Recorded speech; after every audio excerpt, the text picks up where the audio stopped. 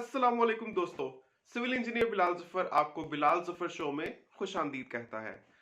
दोस्तों, बहुत अरसे से रिक्वेस्ट आ रही थी कि मैं ईंटों का मवाजना करूं फ्लाई ऐश ब्रिक्स के साथ, तो वही आज मैं इस वीडियो में करने जा रहा हूं। मैं इसको एक इंतहाई अहम वीडियो इसलिए समझता हूं क्योंकि ईंट एक बुनियादी कंस्ट्रक्शन मटेरियल है जो मेनली कंट्रीब्यूट करेगा कॉस्ट की तरफ। तो अगर आपको उसके कंपैरिजन में कोई चीज बता देता हूं जो उससे बेहतर है, तो इससे अच्छी कोई बात नहीं हो सकती। जल्दी से इस वीडियो को लाइक कर दें। दोस्तों, मैं बहुत सारे पहलू आपके सामने रखूंगा, आखिर में आप खुद ही फैसला कीजिएगा कि आपको ईंटें लगवानी चाहिए या फ्लाई ऐश ब्रिक्स। मैं सबसे पहले बात करना चाहता हूं कंप्रेसिव स्ट्रेंथ की, जो सबसे ज्यादा अहम पहलू है, क्योंकि कंप्रेसिव स्ट्रेंथ का मतलब होता है कि दबाव कितना बर्दाश्त कर सकती है ईंट। दबाव का अंदाजा होना इसलिए अहम है क्योंकि ईंटों नहीं तो वजन उठाना होता है। खास तौर पे जैसा कि आप जानते हैं कि पाकिस्तान में ज्यादातर घर लोड बेयरिंग वॉल स्ट्रक्चर्स के बनते हैं, तो लोड बेयरिंग वॉल्स में अगर आप ईंटों की बजाय फ्लाई ऐश ब्रिक्स इस्तेमाल करते हैं तो कौन सी ज्यादा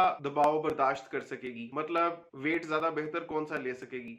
तो दोस्तों, fly ash brick compressive strength होती है 2200 से 2800 psi, और आम ईंट की कंप्रेसिव स्ट्रेंथ होती है 800 से 1200 psi। तो साफ जाहिर है कि फ्लाई ऐश ब्रिक्स कम अज कम 2 गुना ज्यादा मजबूत होती है आम ईंट की निस्बत। और अगर आप एक्सट्रीम्स की बात करें तो आम ईंट 800 psi की कंप्रेसिव स्ट्रेंथ की होती है, जबकि फ्लाई ऐश ब्रिक 2800 psi तक होती है। तो ये 3 गुना से भी ज्यादा मजबूती होती है। तो मजबूती के लिहाज से फ्लाई ऐश ब्रिक आम ईंट को बुरी तरह हरा देती है। और ये बहुत ही अहम पहलू है क्योंकि जब लोड बेयरिंग वॉल स्ट्रक्चर बनाएंगे तो सारा काम ही ईंट की मजबूती का है। मजबूत होगी ईंट तो स्ट्रक्चर बैठेगा भी नहीं, उसमें क्रैक्स भी नहीं आएंगे। बात करते हैं वजन की, तो फ्लाई ऐश ब्रिक का वजन 2.5 किलो से 3.5 किलो तक होता है, जबकि आमतौर पर जो ईंट इस्तेमाल होती है उसका वजन 3 किलो होता है। अगर फ्लाई ऐश ब्रिक आपको 3.5 किलो की मिलती है तो जाहिर है थोड़ी सी भारी होगी आम ईंट की निस्बत। मैं आपको थोड़ा सा ये भी आइडिया दे देना चाहता हूँ कि आम ईंट किस चीज की बनती है और फ्लाई ऐश ब्रिक किस चीज की बनती है। तो आम ईंट तो क्ले की बनती है, यानी कि मट्टी ही होती है, उसको भट्टी में खूब पकाया जाता है तो ईंट बनती है। जबकि फ्लाई ऐश ब्रिक में यूज होता है सीमट, रेत, बजरी, खाका और फ्लाई ऐश। तो इतनी सारी चीजें मिलाकर बनाई जाती है फ्लाई ऐश ब्रिक। अब इसमें आपको मैं थोड़ा बता दूं कि बाकी चीजों का तो आप जानते होंगे कि सीमेंट क्या होता है, रेत, बजरी, खाका, लेकिन फ्लाई ऐश को शायद आप ना जानते हो। तो फ्लाई ऐश एक बाय प्रोडक्ट होता है। जब कोयले की कान में कोयले को जलाया जाता है तो फ्लाई ऐश बनता है। बहरहाल उसकी सीमेंटिशियस प्रॉपर्टीज बहुत अच्छी होती हैं, कंस्ट्रक्शन मटेरियल्स में उसको यूज करते हैं। तो बस अगर आपको ज्यादा समझ नहीं आ रही तो ये समझ ले कि एक बहुत ही अच्छा मटेरियल होता है। क्योरिंग रिक्वायरमेंट्स की बात करते हैं। क्योरिंग रिक्वायरमेंट का मतलब होता है कि पानी किसको ज्यादा लगाने की जरूरत होती है। तो आम ईंट को पानी ज्यादा लगाने की जरूरत होती है क्योंकि जब आप उसको खरीदते हैं तो उसकी तराई नहीं हुई होती। आपको पता है कि ईंटों को जब मंगवा कर स्टैक करते हैं तो उनको खूब पानी लगाते हैं चुनाई शुरू करने से पहले, जबकि फ्लाई ऐश ब्रिक पहले से ही क्योर्ड होती है, मतलब उसको पहले से पानी लगाया गया होता है कम से कम 7 दिन। मतलब यही समझ ले जिस तरह से कंक्रीट ब्लॉक्स होते हैं ना, उसी तरह से फ्लाई ऐश ब्रिक्स होती हैं। तो उनकी पहले से तराई हुई हुई होती है, आप उसको साइट पर मंगाकर इस्तेमाल कर सकते हैं। तो इससे आपको ये समझ जाना चाहिए कि पानी आपका कम खर्च होगा अगर आप फ्लाई ऐश ब्रिक्स इस्तेमाल करते हैं। फिनिशिंग की बात करें तो फ्लाई ऐश ब्रिक्स की फिनिशिंग बहुत बहुत बहुत ही बेहतर होती है आम ईंट की निस्बत। ये देखें इस वीडियो में, ये आम ईंट की फिनिशिंग कैसी होती है। मतलब आपको 3 से 4 ईंटें भी एक जैसी नजर नहीं आएंगी, इनके रंग भी मुख्तलिफ होंगे, इनकी फिनिशिंग भी मुख्तलिफ होगी। किसी के कॉर्नर्स राउंडेड होंगे तो कोई कहीं से टूटी हुई होगी, किसी के बाहर ऐसे पका हुआ मसाला लगा हुआ होगा। जबकि फ्लाई ऐश ब्रिक एक यूनिफॉर्म ग्रे कलर में आती है, उसके कॉर्नर्स बहुत डिफाइंड होते हैं, शार्प एजेस होते हैं और बहुत स्मूथ सरफेस होती है। इतनी स्मूथ होती है कि अगर आप फ्लाई ऐश ब्रिक की दीवार के ऊपर प्लस्तर ना भी करना चाहें तो प्लस्तर को आप छोड़ भी सकते हैं, मतलब प्लस्तर करें ही ना, दीवार पर सिर्फ आप फ्लाई ऐश ब्रिक लगाएं और उसको ऐसे ही छोड़ दें। जबकि ईंट की दीवार पर प्लस्तर किए बगैर तो सवाल ही पैदा नहीं होता कि वो एक्सेप्टेबल हो उसकी लुक।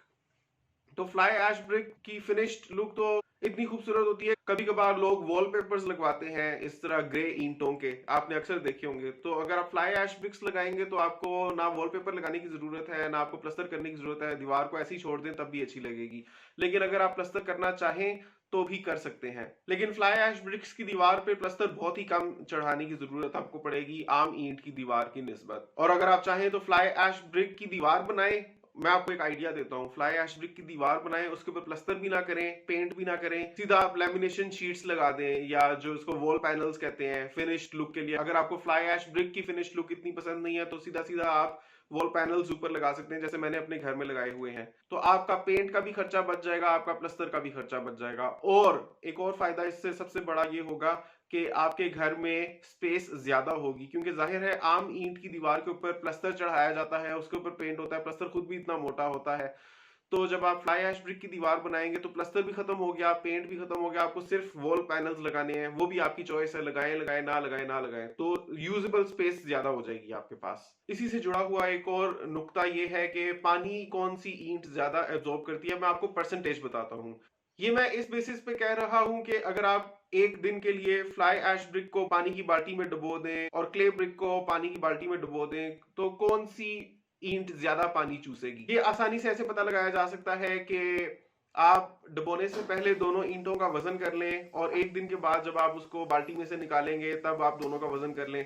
तो फ्लाई ऐश ब्रिक का वेट वेट उसके ड्राई वेट से सिर्फ 6 से 12% ज्यादा होगा, जबकि जो आम ईंट होती है उसका वेट वेट उसके ड्राई वेट से 20 से 25% तक ज्यादा होगा। तो ये बहुत ही ज्यादा फर्क है। मतलब आप समझ लें कि ईंट का 1/4 वजन बढ़ गया जब आपने उसको बाल्टी में से निकाला। इसका मतलब है कि पानी बहुत ज्यादा चूसती है आम ईंट फ्लाई ऐश ब्रिक की निस्बत। ये नुक्ता इसलिए अहम है क्योंकि जितना ज्यादा पानी चूसती है कोई ईंट, बाद में उतना ही ज्यादा सेम आने के चांसेस होते हैं। क्योंकि सेम तभी आती है जब ईंट पोरस होती है। पोरस का मतलब है कि उसमें खाली स्पेसेस ज्यादा होती हैं। खाली स्पेसेस ज्यादा होती हैं तभी तो पानी भी भरता है ना। तो आम ईंट ज्यादा पानी चूसेगी, ज्यादा सेम आपके घर में पैदा कर सकती है फ्लाई ऐश ब्रिक की निस्बत। एक और बहुत ही अहम नुक्ता आपके सामने मैं रख रहा हूं कि अगर आप आम ईंट इस्तेमाल करते हैं तो वो गर्मियों में आपके घर को ज्यादा गर्म करेगी और सर्दियों में ज्यादा ठंडा कर देगी, क्योंकि उसकी थर्मल कंडक्टिविटी ज्यादा होती है। जबकि फ्लाई ऐश ब्रिक को मौसम से इतना फर्क नहीं पड़ता। बाहर बहुत ज्यादा तपती हुई गर्मी होगी तो घर के अंदर के टेम्परेचर को ज्यादा फर्क नहीं पड़ेगा। इसी तरह बाहर बहुत ज्यादा सर्दी होगी तो घर का अंदर का टेम्परेचर ज्यादा ठंडा नहीं हो जाएगा, क्योंकि उसकी थर्मल कंडक्टिविटी ही कम है। अगर मैं आपको बताऊं कि थर्मल कंडक्टिविटी कितनी है, तो फ्लाई ऐश ब्रिक की थर्मल कंडक्टिविटी होती है 0.9 से 1.05 वॉट पर मीटर स्क्वायर डिग्री सेंटीग्रेड, जबकि आम ईंट की थर्मल कंडक्टिविटी होती है 1.25 टू 1.35 वॉट पर मीटर स्क्वायर डिग्री सेंटीग्रेड। तो आम ईंट की दीवारों को ज्यादा फर्क पड़ता है बाहर के टेम्परेचर से, मतलब बाहर ज्यादा गर्मी है या सर्दी है बनिस्बत फ्लाई ऐश ब्रिक्स है। तो जाहिर है एयर कंडीशनिंग आपके घर में ज्यादा अच्छी होगी अगर आप फ्लाई ऐश ब्रिक्स को इस्तेमाल करें। साइज की बात करें तो आम ईंट का साइज होता है 9 इंच लंबाई के रुख, 4.5 इंच चौड़ाई के रुख और 3 इंच गहराई में। जबकि फ्लाई ऐश ब्रिक का साइज होता है 9 इंच लंबाई के रुख, 4.5 इंच चौड़ाई के रुख और 2.25 इंच गहराई में। मतलब थोड़ी सी पतली होती है आम ईंट की निस्बत, लेकिन लंबाई चौड़ाई सेम है। मतलब इससे आप 9 इंच की दीवारें भी बना सकते हैं और 4.5 इंच वाली दीवारें भी बना सकते हैं आसानी से। अब आखिर में हम बात करते हैं दोनों के प्राइस की। तो आम ईंट मिल जाती है 10 से 12 रुपए पर ईंट, डिपेंडिंग अपॉन के किस क्वालिटी की ईंट है। जबकि फ्लाई ऐश ब्रिक मिलती है 11 रुपए पर ईंट। तो अगर आप अच्छी ईंट इस्तेमाल करते हैं तो समझ लें कि फ्लाई ऐश ब्रिक का भी वही रेट है जो आम ईंट का रेट है। रेट में कोई फर्क नहीं है। हाँ, ये हो सकता है कि जिस भट्टी से आप ले रहे हैं उससे अगर आप निगोशिएशन करें तो थोड़ा बहुत आपको सस्ता मिल जाए, लेकिन 11 रुपए का फिगर ही आप जहन में रखें आम ईंट के लिए भी और फ्लाई ऐश ब्रिक के लिए भी। तो दोस्तों, क्यों मैंने कहा कि फ्लाई ऐश ब्रिक बहुत बेहतर है, बहुत बेहतर है आम ईंट से? बहुत सारी वजह हैं। सबसे बड़ी वजह कंप्रेसिव स्ट्रेंथ है कि फ्लाई ऐश ब्रिक बहुत ही ज्यादा मजबूत है। आप समझ लें कि फ्लाई ऐश ब्रिक दुगनी से तिगनी मजबूत है आम ईंट की निस्बत। सबसे बड़ा पॉइंट क्योंकि अगर मजबूती होगी तो क्रैक नहीं आएंगे आपके घर में और दीवारें बैठेंगी भी नहीं और वो लोड बहुत अच्छे तरीके से ले सकेंगी। ये पॉइंट खास तौर पे पाकिस्तानी हाउस कंस्ट्रक्शन के हिसाब से बहुत इंपॉर्टेंट है, क्योंकि पाकिस्तानी हाउस कंस्ट्रक्शन में मेजोरिटी घर लोड बेयरिंग वॉल स्ट्रक्चर के बनते हैं, जिसमें बुनियादी किरदार ही दीवार की मजबूती का होता है।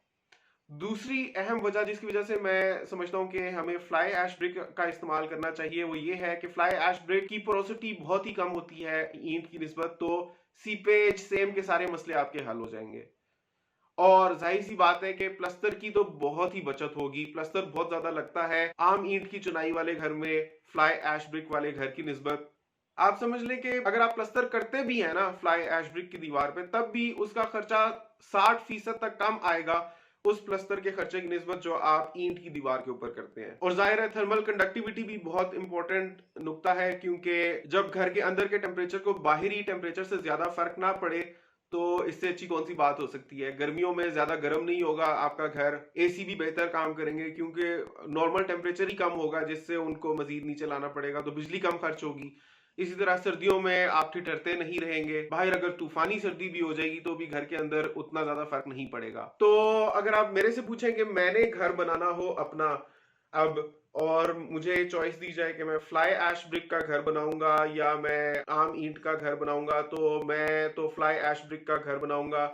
वजह आपको मैंने बता दी है, और ये कोई स्पॉन्सर्ड वीडियो नहीं है, किसी फ्लाई ऐश ब्रिक मैन्युफैक्चरर ने मुझे स्पॉन्सर नहीं किया हुआ। मैं तो आपकी मदद करने के लिए इतनी सारी रिसर्च करता हूँ, इतनी सारी बातें आपको बताता हूँ, क्योंकि मेरे चैनल का मकसद ही एक आम आदमी की मदद करना है। अभी तक ये सूरत हाल है कि पाकिस्तान में मेजोरिटी लोगों को फ्लाई ऐश ब्रिक्स का पता ही नहीं है।